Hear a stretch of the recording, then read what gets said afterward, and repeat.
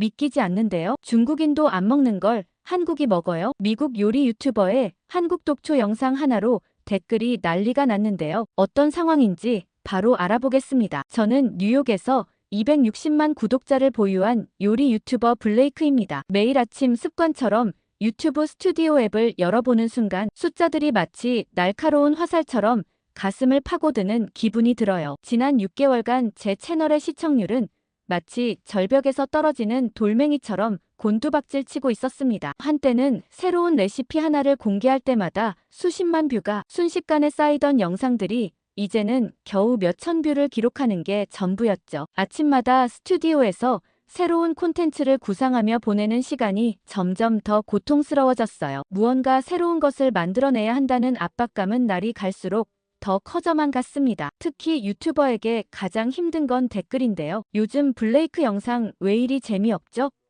전에는 더 신선했는데 이런 댓글들을 볼 때마다 마음 한구석이 조금씩 무너져 내렸습니다. 스튜디오의 조명 아래 서 있는 시간이 점점 더 길어졌고 한 영상을 완성하는 데 걸리는 시간도 점점 더 늘어났어요. 그러던 어느 날이었습니다. 평소처럼 스튜디오에서 새로운 영상을 위해 고민하고 있을 때 메일 한 통을 받았어요. 신입 PD 면접 지원자 중 눈에 띄는 이력서가 있었거든요. 한국계 미국인 케이트 김이라는 지원자였는데 그녀의 포트폴리오는 다른 지원자들과는 확연히 달랐습니다. 한국어는 물론 중국어와 영어까지 3개 국어를 하는 인재였죠. 특히 최근 급부상하는 한국 콘텐츠 트렌드를 분석한 부분에서 번뜩이는 통찰력이 돋보였어요. 이력서만 봐도 함께 일하고 싶다는 생각이 들었죠. 면접날 아침 스튜디오는 평소와는 다른 긴장감이 감돌았습니다. 그녀는 정확히 약속 시간 10분 전에 도착했어요. 단정한 정장 차림이었지만 밝은 미소가 인상적이었죠. 그녀의 한국 이름은 지수였어요. 면접은 예상과는 전혀 다른 방향으로 흘러갔습니다. 그녀는 저의 초기 영상들을 하나하나 분석해와서 제가 잊고 있던 초심에 대해 이야기해 주었어요. 또 최근 제 콘텐츠가 식상해진 이유도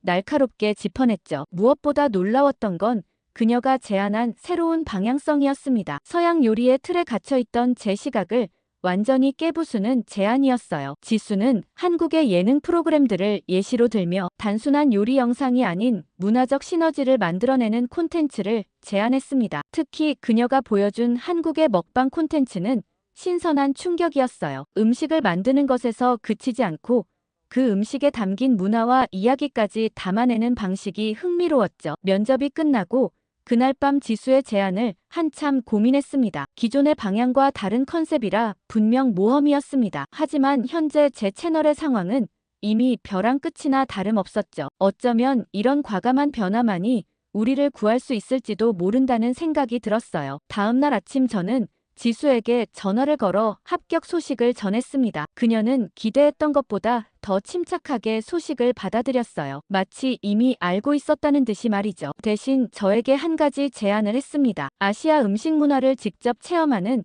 새로운 시리즈를 만들어 보자는 거였어요. 사실 이때까지만 해도 이 결정이 제 인생을 완전히 바꿔놓게 될 줄은 상상도 못했습니다. 그리고 지수라는 한 사람의 등장이 제 채널에 얼마나 큰 변화를 가져올지도 미처 알지 못했죠. 하지만 지금 돌이켜보면 그날의 선택은 제가 한 것 중 가장 탁월한 결정이었던 것 같아요. 스튜디오의 커다란 창문으로 쏟아지는 햇살 아래 우리는 새로운 콘텐츠에 대한 이야기를 나누고 있었어요. 지수는 아시아 전역을 돌아다니며 각국의 독특한 식재료와 요리법을 배우는 미식기행 프로그램을 제안했습니다. 그녀의 눈빛은 평소보다 더 반짝였어요. 마치 오래전부터 준비해온 기획인 것처럼 세세한 부분까지 완벽하게 준비되어 있었죠. 일본의 와규 숙성 과정부터 태국의 전통 향신료 시장, 그리고 한국의 전통 시장까지 하나하나 설명할 때마다 제 머릿속에는 이미 영상이 그려지는 것 같았습니다. 하지만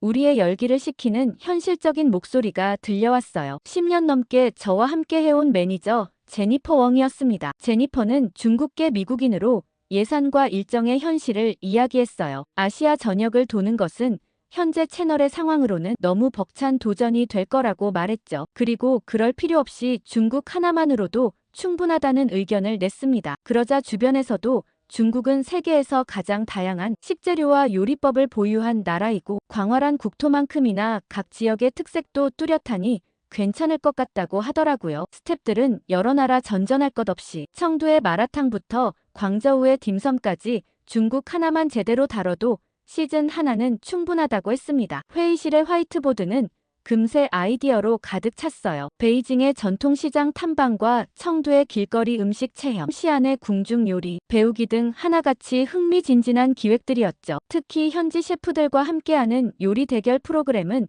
모든 스태프의 마음을 사로잡았습니다. 지수가 열심히 준비해온 제안이 물거품이 되는 것 같아 미안한 마음이 들었지만 입사한 지 얼마 안 되어 더 큰 목소리를 내지 못하는 것 같았어요. 그러면서 다수의 의견에 얼마든지 따르겠다며 오히려 중국에 집중하면 더 깊이 있는 콘텐츠를 만들 수 있을 거라며 자료를 찾기 시작했습니다. 그렇게 우리는 만장일치로 중국행을 결정했습니다. 첫 촬영지는 베이징으로 정했어요. 자금성 근처의 전통시장에서 시작해 현지 셰프들과의 만남까지 벌써부터 가슴이 설렜죠. 특히 제니퍼가 알고 있는 베이징의 숨은 맛집들은 진짜 현지인인 제니퍼의 친구들이 알려준 로컬 맛집이었습니다. 스태프들은 각자 맡은 부분의 준비에 들어갔어요. 장비 담당팀은 현지의 열악한 촬영 환경에 대비해 방수 장비까지 준비했고, 편집팀은 중국 전통 음악을 미리 찾아보기 시작했습니다. 유튜브 채널이 위기 상황인 만큼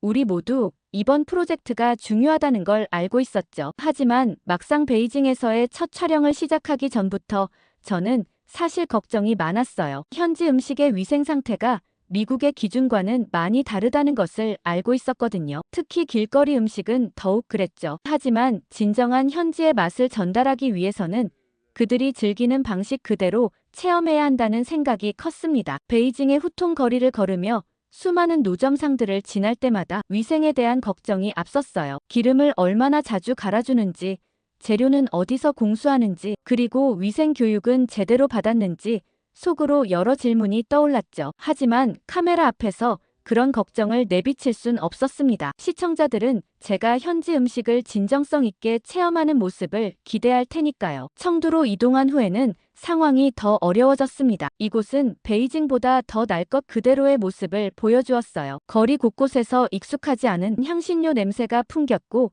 음식들은 대부분 야외에서 조리되고 있었죠. 특히 더운 날씨 탓에 식재료 보관 상태가 신경 쓰이더라고요. 그렇게 촬영 닷새째 되던 날이었어요. 그날은 청두의 유명한 야시장을 취재하기로 한 날이었습니다. 좁은 골목길 사이로 늘어선 노점상들 사이를 지나며 각종 음식들을 맛보았죠. 카메라를 의식하다 보니 현지인들이 권하는 음식들을 계속 먹을 수밖에 없었어요. 마라샹궈의 매운 향이 코를 찔렀고, 허거의 육수는 끓어오르고 있었죠. 노점상 아주머니가 건네주는 음식들을 거절하기가 힘들었습니다. 그들의 기대에 찬 눈빛을 외면할 수 없었거든요. 제 눈빛을 알아챘는지 지수가 옆에서 몇 번이나 그만 드시는 게 어떠냐고 걱정스레 말했지만 저는 괜찮다며 웃어넘겼어요. 하지만 그게 화근이었을까요? 밤이 깊어갈수록 속이 불편해지기 시작했습니다. 처음에는 단순한 체증이려니 했어요. 하지만 호텔로 돌아오는 차 안에서부터 심상치 않은 징후가 나타나기 시작했죠. 온몸에서 식은땀이 흘렀고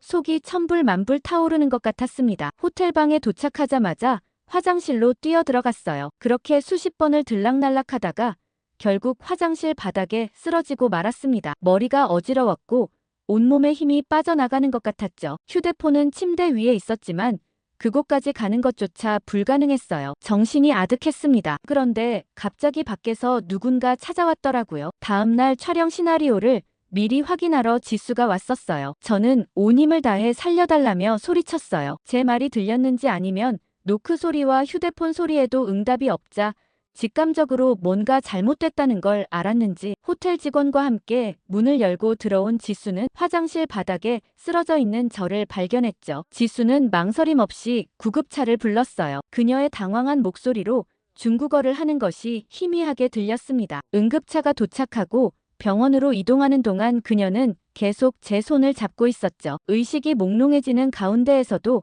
그녀가 중국어로 의사에게 상황을 설명하는 소리가 들렸어요. 드디어 병원에 도착했을 때는 이미 새벽 2시가 넘어 있었습니다. 응급실의 차가운 침대에 누워있으니 지금까지의 무모했던 선택들이 주마등처럼 스쳐 지나갔어요. 조명이 밝은 천장을 바라보며 생각했습니다. 과연 이 모든 것이 좋은 방송을 만들기 위해 감수해야 할 일이었을까요? 응급실에 도착했을 때 지수의 중국어 실력이 이렇게 대단한 줄은 몰랐어요. 그녀는 의료진들과 거침없이 대화를 나누며 제 증상을 상세히 설명했습니다. 하지만 곧 예상치 못한 벽에 부딪히고 말았죠. 병원 행정실에서 끝없는 서류 작업을 요구하기 시작했어요. 처음에는 여권 복사본을 요구했습니다. 그 다음은 보험 증명서와 외국인 등록증 출입국 기록까지. 고통으로 몸부림치는 저를 옆에 두고 지수는 계속해서 서류를 작성해야 했어요. 다행히 공유 폴더에 저장해 놓은 것이 있었지만 간호사는 보안 절차상 어쩔 수 없다며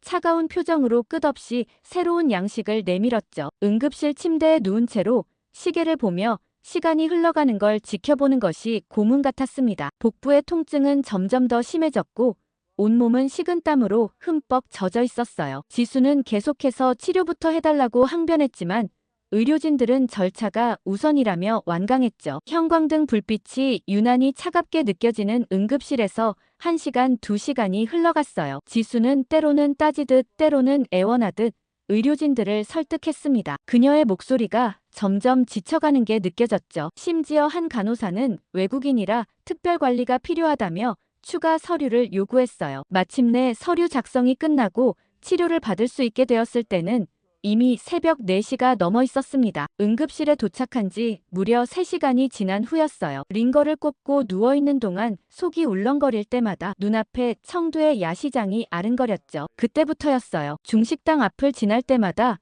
속이 뒤틀리기 시작하더라고요. 마라 향신료 냄새만 맡아도 온몸이 굳어버렸고 중국 음식을 보고 있는 것만으로도 힘들었어요. 아직 촬영 일정이 한참이나 남았고 중국 전역을 돌며 음식을 취재하는 게 주요 콘셉트였는데 주인공인 제가 중국 음식을 보기만 해도 속이 뒤틀리니 큰일이었습니다. 스태프들은 저를 걱정스러운 눈빛으로 바라봤고 지수는 안타까움을 감추지 못했죠. 퇴원 후 첫 회의는 호텔 컨퍼런스룸에서 진행됐어요. 스태프들의 표정이 무거웠습니다. 모두가 말을 아끼는 듯했지만 결국 누군가는 꺼내야 할 이야기였죠. 첫 주 예산의 상당 부분을 이미 소진했고 장비도 모두 중국으로 공수해온 상태였어요. 지수가 먼저 입을 열었습니다. 현지 요리사들을 인터뷰하는 방식으로 포맷을 바꾸면 어떻겠냐고 제안했어요. 제가 직접 음식을 맛보는 대신 그들의 이야기를 통해 중국 음식 문화를 전달하자는 거였죠. 스태프들의 눈빛이 조금씩 살아나기 시작했습니다. 베이징의 유명 레스토랑 3곳에서 먼저 섭외가 들어왔어요. 30년 경력의 주방장들이었죠. 첫 인터뷰는 순조롭게 진행됐습니다. 그들의 요리에 대한 자부심은 대단했어요. 중국 요리의 5,000년 역사를 이야기하며 눈빛이 반짝이며 얘기하더라고요. 그런데 문제는 두 번째 인터뷰에서 시작됐어요. 베이징 덕으로 유명한 레스토랑의 주방장이었는데 갑자기 한국 음식 이야기를 꺼냈죠. 처음에는 아시아의 다양한 식문화를 이야기하는 줄 알았습니다. 하지만 그의 말투에서 묘한 비아냥거림이 느껴졌어요. 그는 중국 요리의 우수성을 설명하다가 불쑥 한국의 장아찌 문화를 언급했습니다. 발효 음식이라고 하지만 사실은 버린 음식을 먹는 거나 다름없다고 했죠. 옆에 있던 지수의 표정이 굳어지는 게 보였어요. 하지만 그는 계속해서 한국 음식을 폄하하는 발언을 이어갔습니다. 인터뷰는 계속해서 이상한 방향으로 흘러갔어요. 그는 중국인들이 절대로 먹지 않는 것들이 있다며 이야기를 시작했죠. 독초라서 먹으면 안 되는 것들이나 몸에 해로워서 버리는 것들이라고 말이죠. 그런데 웃긴 건 한국인들은 그걸 밥상에 올린다고 비웃듯 말했어요. 그의 말투에는 명백한 무시가 담겨 있었습니다. 마치 한국인들이 먹을 게 없어서 버린 것들을 주워 먹는 것처럼 표현했죠. 심지어 옆에 있던 다른 요리사들도 동조하듯 웃음을 터뜨렸어요. 촬영 중이었기 때문인지 지수가 간신히 참고 있는 게 느껴졌습니다. 결정적인 순간은 그가 고사리를 언급했을 때였어요. 중국인들은 절대 먹지 않는 독초라며 한국인들은 미개하다고까지 했죠. 더는 참을 수 없었던 지수가 문제를 제기했습니다. 촬영장의 공기가 순식간에 얼어붙었어요. 그동안 차분하던 지수의 목소리가 단호하게 바뀌었어요. 독초라고 무시하는 그 식재료들을 한국 사람들은 수천 년간 연구하고 발전시켜왔다고 말이죠. 지수의 설명은 계속 이어졌어요. 한국인들이 산나물을 먹는 방식은 단순히 굶주림 때문이 아니라는 거였습니다. 끓이고 삶고 우리고를 반복하면서 독성은 제거하고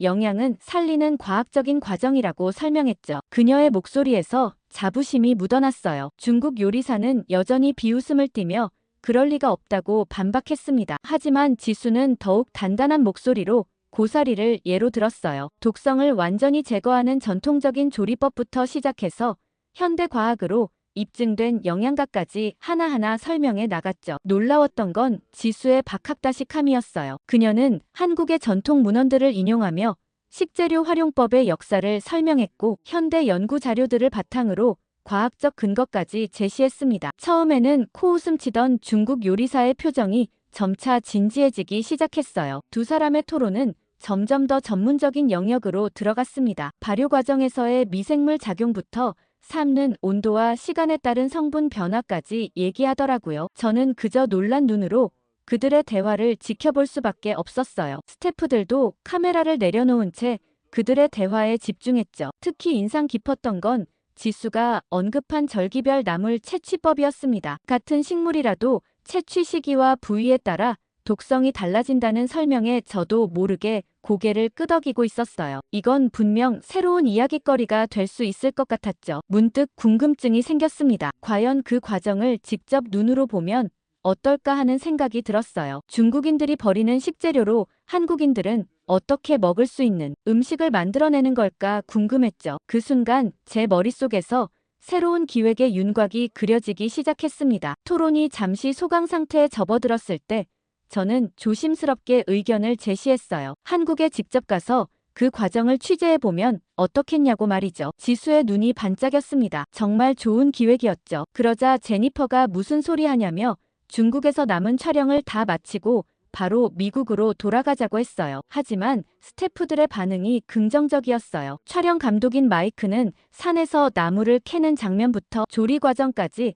다큐멘터리로 담아내면 좋겠다며 의견을 냈죠. 음향 담당 세라는 벌써부터 한국의 산속 백색 소음을 상상하며 들뜬 목소리를 냈습니다. 갑자기 분위기가 바뀌었어요. 중국에서의 불쾌한 경험을 뒤로하고 새로운 가능성이 보이기 시작했죠. 그렇게 우리의 여정은 예상치 못한 방향으로 흘러가기 시작했습니다. 중국 요리사의 무시하는 발언이 오히려 새로운 이야기의 시작점이 된 거죠. 그렇게 인천공항에 도착했을 때 지수의 표정이 달라진 걸 느꼈어요. 그동안 보지 못했던 설렘이 가득했죠. 저희를 곧장 전라도로 데려가겠다며 들뜬 목소리로 설명하기 시작했습니다. 할머니 댁이 있는 곳이 대대로 맛의 고장이라고 자부심 가득한 목소리로 이야기했어요. 서울에서 전라도로 향하는 길은 꽤나 길었지만 지루할 틈이 없었습니다. 차창 밖으로 펼쳐지는 푸른 산과들, 외국인인 저희에게는 모든 것이 신선했어요. 특히 지수가 들려주는 전라도의 음식 문화 이야기는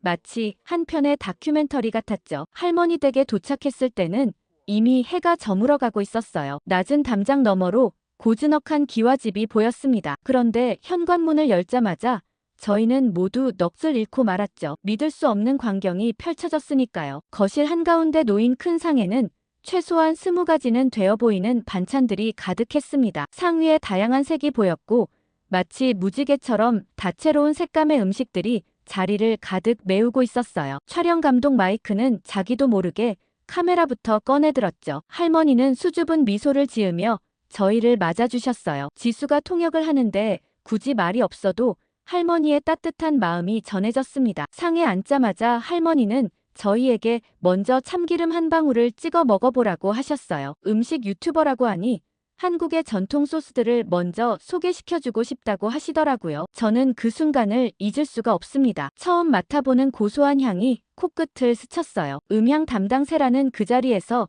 바로 참기름 병을 찍어달라고 카메라 감독에게 부탁했죠. 이런 향은 처음이라며 계속해서 감탄했습니다. 그리고 제가 제일 놀라웠던 건 쌈장이었습니다. 쌈장은 세계 어느 곳에서도 찾을 수 없는 소스였죠. 중국에서 먹어본 어떤 소스와도 비교할 수 없는 독특한 맛이었습니다. 촬영은 잠시 중단한 채 모두가 정신없이 음식을 먹기 시작했어요. 그런데 할머니가 상에 놓인 나물 반찬들을 하나씩 설명해 주시는데 지수가 통역을 하면서 저희 모두 입이 떡 벌어졌어요. 중국 요리사가 독초라고 했던 바로 그 식물들이었거든요. 고사리 나물과 취나물 그리고 두릅까지 모두 할머니가 직접 뒷산에서 채취해서 요리하신 거라고 했습니다. 저는 그만 숟가락을 떨어뜨리고 말았어요. 방금 전까지 맛있게 먹고 있던 반찬들이 그 독초들이었다니요. 하지만 이상하게도 전혀 거부감이 들지 않았죠. 할머니는 마치 저희의 놀란 표정을 즐기시는 듯 했어요. 지수를 통해 산나물을 캐는 시기부터 삶는 방법, 우리는 과정까지 자세히 설명해 주셨습니다. 매 과정마다 과학적인 이유가 있다는 게 놀라웠어요. 그날 밤 스태프들과 긴급 회의가 열렸어요. 모두가 흥분된 목소리로 이야기를 쏟아냈습니다. 특히 영상 감독은 새벽 산행을 꼭 담아야 한다며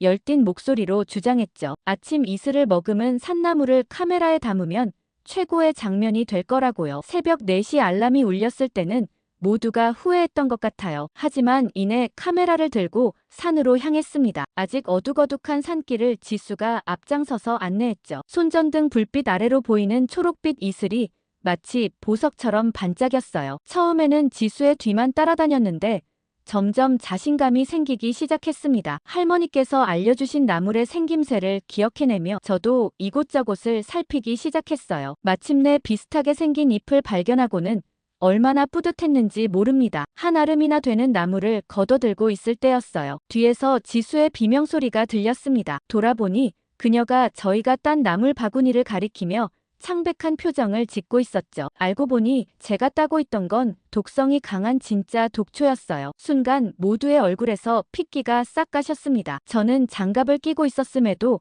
마치 손에 독이 묻은 것처럼 바구니를 내팽개쳤어요. 제니퍼는 계속해서 손을 털어대며 작은 비명을 질러댔죠. 지수는 한숨을 쉬더니 이내 웃음을 터뜨렸어요. 진짜 고사리와 제가 잘못 딴 독초를 나란히 놓고 비교하면서 설명하기 시작했습니다. 잎의 모양이 비슷해 보여도 결정적인 차이가 있다는 거였죠. 줄기의 색깔부터 잎맥의 패턴까지 하나하나 짚어가며 설명하는데 그제야 이해가 가더라고요. 그런데 재미있었던 건 지수의 설명 방식이었습니다. 진짜 고사리는 마치 아기 손처럼 동그랗게 말려있다고 했어요. 반면 제가 딴 독초는 뱀이 다리를 튼 것처럼 날카롭게 말려있다고 하더군요. 그 설명을 듣고 나니 확연히 차이가 보였습니다. 카메라 감독 마이크는 오히려 이게 더 좋은 장면이 될 거라며 신나했어요. 실수하는 과정부터 배우는 과정까지 모두 자연스럽게 담을 수 있다는 거죠. 실제로 시청자들도 저와 같은 실수를 할 수 있으니 좋은 교육 자료가 될 거라고 했습니다. 지수는 계속해서 나물의 특징들을 알려주었어요. 어떤 것은 향을 맡아보라고 하고 어떤 것은 잎의 결을 만져보라고 했죠. 감각을 총동원해서 나무를 구별하는 법을 가르쳐 주었는데 이게 우리 조상들의 지혜라고 설명했습니다. 해가 뜰 무렵 우리는 다시 채취를 시작했어요. 이번에는 훨씬 조심스럽게 그리고 자신감 있게 나무를 골라낼 수 있었습니다. 아침 햇살 아래 반짝이는 이슬을 머금은 나물들이 어찌나 예쁘던지 마이크의 카메라는 쉴 새 없이 셔터 소리를 냈어요. 산을 내려오는 길에 지수가 웃으며 말했어요. 옛날에는 이런 시행착오를 겪으면서 어떤 나물이 먹을 수 있고 어떤 것이 위험한지 알아냈을 거라고요. 그 말을 들으니 갑자기 한국 조상들이 자연과 대화하면서 음식 문화를 발전시켜온 긴 여정이 그려지는 것 같았습니다. 나물을 한가득 채취하고 나니 어느덧 점심시간이 다가오고 있었어요. 지수가 갑자기 이 근처에 밥 먹을 곳이 있다며 점심 먹으러 가자고 했을 때 저는 당황할 수밖에 없었죠. 이 깊은 산속 어디에 음식점이 있다는 걸까요? 카메라 감독은 의아한 표정으로 주변을 둘러보았고 제니퍼는 배고픈 듯 한숨만 내쉬었습니다. 그렇게 지수를 따라가는 동안 우리는 특별한 광경을 목격했어요. 등산복 차림의 어르신들이 삼삼오오 모여 도시락을 나눠 먹고 계셨는데 저희를 보자 밝게 웃으시며 하나 먹어보라는 듯 권하시는 거였죠. 낯선 외국인들인데도 전혀 어색해하지 않고 정겹게 대해주시는 모습이 인상적이었어요. 그리고 제가 정말 신기했던 건 산에서 나오는 물을 마시는 모습이었습니다. 그건 약수터라고 하더라고요. 등산객들이 줄을 서서 차례차례 약수를 받아 마시고 있었어요. 지수는 이곳 약수가 위장병의 특효라며 저희에게도 한 모금씩 건넸죠. 처음 마셔보는 약수의 특이한 맛에 스태프들의 표정이 각양각색이었습니다. 등산객들은 다들 나이나 지위에 상관없이 모두가 반갑게 인사를 나누고 음식을 나눠 먹는 모습이 마치 오래된 이웃 같았죠. 등산로 곳곳에서 들리는 인사말이 낯설면서도 따뜻하게 느껴졌습니다. 그렇게 좁은 산길을 15분 정도 더 올랐어요. 발걸음이 점점 무거워질 때쯤 안개 속에서 고즈넉한 절이 모습을 드러냈습니다. 기와지붕 위로 피어오르는 아침 안개가 마치 동양화 한 폭 같았죠. 절 마당에는 몇 분의 보살님들이 텃밭에서 채소를 가꾸고 계셨는데 지수를 보자 마치 오래된 친척을 만난 것처럼 반갑게 맞아주셨어요. 보살님들은 우리를 법당 옆 작은 건물로 안내해 주셨습니다. 가는 길에 한 보살님이 절의 스님 이야기를 하셨어요. 스님의 요리 실력이 얼마나 대단한지 자랑하시는데 특히 산나물로 만드는 요리는 도시의 유명 채식 레스토랑보다 낫다고 자신있게 말씀하셨습니다. 식당에 들어서자마자 깊은 향신료 향이 코끝을 스쳤어요. 하지만 중국에서 맡던 그런 자극적인 향이 아니었죠. 마치 숲속의 향기를 그대로 담아낸 것 같은 은은하고 깊은 향이었습니다. 주방에서는 누군가 바삐 움직이는 소리가 들렸어요. 산사의 텃밭도 우리의 시선을 사로잡았습니다. 보살님들이 직접 가꾸시는 채소들은 하나같이 싱그럽고 건강해 보였어요. 한쪽에서는 말린 나물들이 줄줄이 걸려 있었는데 그 광경이 마치 자연과 인간이 조화롭게 어우러진 그림 같았죠. 잠시 후 음식이 나왔는데 그 비주얼에 모두가 탄성을 내질렀어요. 고사리 된장국의 고소한 향과 취나물 튀김의 바삭한 식감 그리고 두릅 초무침의 신선한 맛까지 모든 것이 예술적으로 완벽했습니다. 특히 고사리전은 제가 먹어본 어떤 요리와도 비교할 수 없을 만큼 독특하고 맛있었죠. 창밖으로는 계속해서 등산객들이 오가는 모습이 보였어요. 간혹 절에 들러 잠시 쉬어가는 분들도 있었는데 보살님들은 그분들에게도 따뜻한 차 한 잔을 건네며 정을 나누셨죠. 이런 게 바로 한국의 산문화구나 하는 생각이 들었습니다. 보살님들은 뿌듯한 표정으로 우리가 음식을 맛있게 먹는 모습을 지켜보셨어요. 한 보살님은 요리를 하신 스님이 뵙고 싶다며 나와서 인사하실 거라며 기대에 찬 목소리로 말씀하셨습니다. 그 순간만큼은 저희 모두가 마치 어린아이처럼 설레는 마음으로 스님을 기다렸던 것 같아요. 이렇게 맛있는 음식을 해주시다니 꼭 감사 인사를 드리고 싶었거든요. 그런데 식사를 마치고 스님과 마주 앉았을 때 저는 말을 잃고 말았어요. 백인 스님을 만날 거라고는 전혀 예상하지 못했거든요. 스님은 우리를 보자마자 친근한 미소를 지으셨고 유창한 영어로 반갑게 인사를 건네셨습니다. 로버트 스님이라고 자신을 소개하신 그분의 이야기는 마치 한 편의 영화 같았어요. 15년 전 뉴욕의 한 증권회사에서 일하던 그는 원인을 알 수 없는 희귀병에 걸렸다고 합니다. 수많은 병원을 전전했지만 누구도 정확한 원인을 찾지 못했죠. 극심한 스트레스와 불면증에 시달리던 그때 우연히 불교 서적을 접하게 되었다고 해요. 명상을 통해 마음의 평화를 찾아가면서 자연스럽게 동양의 철학에 매료되었다고 합니다. 그렇게 시작된 아시아 여행은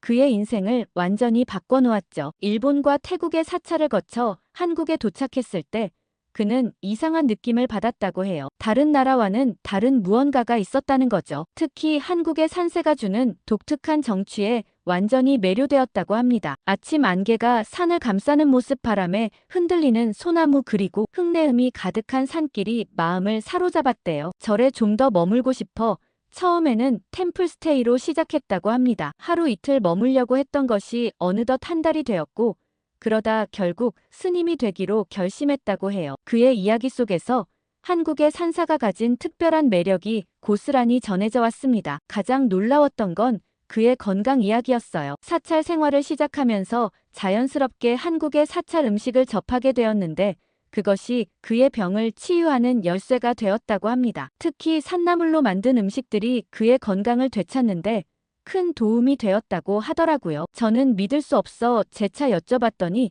스님은 한국의 음식 문화에 담긴 지혜에 대해 이야기하셨어요. 한국에선 계절마다 달라지는 식재료와 자연과 조화를 이루는 조리법이 있다고 했어요. 특히 인상 깊었던 건 그가 희귀병을 앓던 시절의 이야기였어요. 미국의 최고 병원들을 다녀봐도 차도가 없었는데 한국의 사찰에서 지내며 자연스럽게 건강을 되찾았다는 게 신기했습니다. 그는 한국의 산과 자연이 가진 치유력이 놀랍다고 말씀하셨어요. 스님은 한국의 산에서 보내는 일상이 얼마나 특별한지 설명해 주셨습니다. 새벽 산책길에 마주치는 노루와 가을 단풍이 물드는 풍경, 그리고 겨울 산사에 내리는 눈까지 매 순간이 마치 한 폭의 그림 같다고 하셨어요. 그의 말씀을 들으며 저도 모르게 한국의 산사에서 살고 싶다는 생각이 들 정도였습니다. 15년이라는 시간 동안 한국에서 지내며 스님은 완전히 다른 사람이 되었다고 해요. 과거의 증권맨이었던 모습은 찾아볼 수 없을 만큼 평온해 보였죠. 한국의 산사가 그에게 준 선물은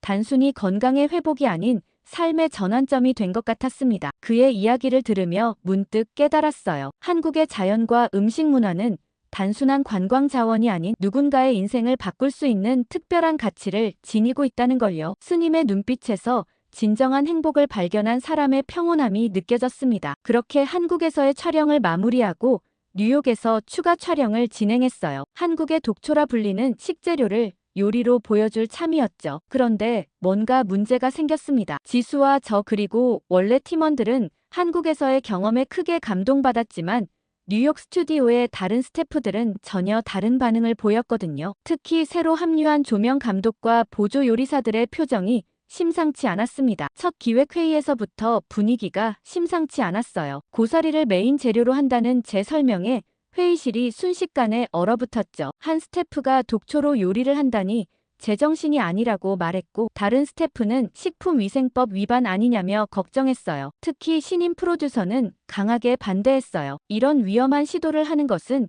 자살행위라고 했죠. 시청자들이 독초 요리라는 것에 거부감을 느낄 거라는 우려였습니다. 하지만 저는 굽히지 않았어요. 지난 몇 주간 한국에서 보고 배운 것들을 하나하나 설명했습니다. 미국인 스님의 이야기와 할머니의 지혜 그리고 수백 년간 이어져 온 한국의 음식 문화까지 이 모든 영상을 함께 본다면 이해할 거라고 했죠. 제 목소리에는 어느새 자신감이 넘쳤어요. 그렇게 고사리 요리 개발은 밤낮 없이 이어졌습니다. 한국의 전통 조리법을 기본으로 하되 서양의 테크닉을 더했어요. 고사리 크림 리조또와 고사리 페스토 파스타 등 하나둘씩 메뉴가 완성되어 갔죠. 특히 고사리를 다지고 허브를 섞어 만든 비건 미트볼은 제가 가장 자신 있는 메뉴가 되었어요. 물론 실험 과정에서 실패도 많았습니다. 고사리를 삶는 시간이 조금만 부족해도 식감이 질겨졌고 너무 오래 삶으면 풍미가 사라졌어요. 양념의 배합도 무척 까다로웠죠. 지수 할머니와 스님이 만들어준 식감을 살리기 위해 노력했습니다. 첫 촬영 날은 긴장감이 감돌았어요. 평소보다 일찍 스튜디오에 도착했는데 이미 모든 스태프들이 와 있었죠. 누군가는 걱정스러운 눈빛으로 누군가는 호기심 어린 시선으로 제 요리를 지켜보고 있었습니다. 카메라가 돌아가기 시작하자 스튜디오의 공기가 더욱 무거워졌어요. 고사리를 손질하고 데치는 과정에서 몇몇 스태프들이 인상을 찌푸리는 게 보였죠. 특히 식재료의 안전성을 걱정했던 신임 프로듀서의 표정이 굳어 있었습니다. 하지만 요리가 완성되어 가면서 분위기가 조금씩 바뀌기 시작했어요. 고사리 특유의 향과 서양 소스가 어우러져 만들어내는 독특한 향이 스튜디오를 가득 채웠죠. 한국에 다녀왔던 스태프들이 먼저 맛보기를 자청했고 그들의 놀란 표정에 다른 스태프들도 하나둘 시식에 참여했습니다. 한국에 오지 않았던 스태프들은 맛을 보더니 한참 동안 아무 말도 하지 못했습니다. 그러다 갑자기 환한 미소를 지으며 이건 완전히 새로운 맛이라고 하더라고요. 특히 고사리의 쫄깃한 식감과 버섯 같은 감칠맛이 서양 요리와 만나 전혀 새로운 맛을 만들어냈다는 평가가 많았습니다. 처음에 가장 반대가 심했던 신임 프로듀서조차 이런 퓨전 요리라면 충분히 승산이 있다고 인정했어요. 그렇게 우리의 첫 촬영은 예상보다 훨씬 성공적으로 마무리됐습니다. 스태프들의 표정이 밝아졌고 다음 촬영을 기대하는 목소리도 들렸어요. 모두들 영상의 성공을 점쳤죠. 그렇게 열심히 준비한 기획 영상을 올렸는데 반응은 차가웠습니다. 영상을 업로드한 첫날은 악몽 같았어요. 댓글창이 순식간에 비판으로 가득 찼습니다. 특히 중국 시청자들의 반응이 매서웠어요. 그들은 독초로 요리를 한다는 것 자체가 미친 짓이라며 경고성 댓글을 쏟아냈어요. 심지어 몇몇은 제 이전 영상들까지 찾아가 비판을 남기기 시작했습니다. 그렇게 시청자 수는 계속해서 떨어졌어요. 평소 제 영상의 성적에 비해 처참한 결과였습니다. 구독 취소 알림이 끊임없이 울렸고 비추천 숫자는 계속해서 치솟았습니다. 댓글에는 셰프의 자격이 없다, 시청자들의 안전을 위협한다 같은 비난이 가득했어요. 사무실에 틀어박혀 모니터만 바라보던 그때 지수가 어깨를 두드렸습니다. 조금만 더 기다려보자고 말하더군요. 하지만 솔직히 그땐 모든 것이 끝났다고 생각했어요. 마지막 희망을 걸었던 시리즈가 하루아침에 무너지는 것 같았죠. 그런데 이틀째 되는 날부터 뭔가 달라지기 시작했습니다. 채식주의자 커뮤니티에서 제 영상이 화제가 되기 시작한 거예요. 그들은 고사리 요리가 가진 가능성에 주목했죠. 특히 고기 없이도 이런 풍부한 맛과 식감을 낼 수 있다는 점에 열광했습니다. 건강식을 추구하는 시청자들의 반응은 더욱 뜨거웠어요. 저칼로리 고단백이라는 점과 항산화 물질이 풍부하다는 점 등을 높이 평가했죠. 영양학 전공자들은 긴 분석 글을 올리며 고사리의 영양학적 가치를 상세히 설명하기 시작했습니다. 가장 놀라웠던 건 한국 문화 팬들의 등장이었어요. K-팝이나 한국 드라마를 좋아하는 시청자들이 제 영상을 공유하기 시작했죠. 그들은 한국의 전통 식문화를 새롭게 해석한 점을 높이 샀고 더 많은 한국 식재료를 다뤄달라고 요청했습니다. 조회수가 역전되기 시작한 건 사흘째 되는 날이었어요. 원래의 성과를 훨씬 뛰어넘기 시작했고 초반의 부정적인 댓글들은 밑으로 밀려나고 응원과 격려의 메시지가 상위 댓글을 채우기 시작했죠. 댓글창은 완전히 다른 모습이 되었습니다. 한국 음식의 지혜로움을 칭찬하는 글들이 끝없이 이어졌고 자신들의 한식 체험 이야기를 공유하는 시청자들도 많아졌어요. 그리고 여러 요리사들도 완전 새로운 시각이라며 흥미롭다는 반응을 보이기 시작했습니다. 그러더니 인플루언서들이 앞다투어 제 레시피를 따라하기 시작했습니다. 특히 비건 크리에이터들의 호응이 뜨거웠죠. 그러더니 시청자들의 요청 사항도 쏟아졌어요. 더 다양한 산나물 레시피를 보여달라는 의견부터 한국의 된장과 고추장을 활용한 퓨전 요리까지 알려달라고 했죠. 댓글창은 매일 새로운 아이디어로 가득했고 심지어 몇몇 시청자들은 자신들이 사는 지역에 식용 가능한 풀들을 찍어 보내기도 했죠. 이런 관심에 힘입어 두 번째 한국 방문을 계획하게 됐어요. 이번에는 산나물뿐만 아니라 한국의 발효 음식과 장류까지 깊이 있게 다뤄보기로 했습니다. 지수는 벌써부터 전국의 명인들을 섭외하느라 바빴죠. 문득 이 모든 일이 지수 덕분이라는 생각이 들었어요. 처음 그녀가 없었다면 한국의 음식 문화를 이렇게 깊이 이해하지 못했을 거고 새로운 도전도 하지 못했을 겁니다. 그녀의 통찰력과 열정이 제 채널을 완전히 새로운 방향으로 이끌어준 거였죠. 감사한 마음을 전하고 싶어 맨해튼의 조용한 레스토랑으로 그녀를 초대했어요. 평소 그녀가 좋아하던 프렌치 레스토랑이었죠. 하지만 이번엔 특별히 셰프에게 부탁해서 한국 식재료를 활용한 코스 요리를 준비했습니다. 레스토랑에 도착한 지수의 표정이 인상적이었어요. 테이블 위에 놓인 한국 식재료들을 보고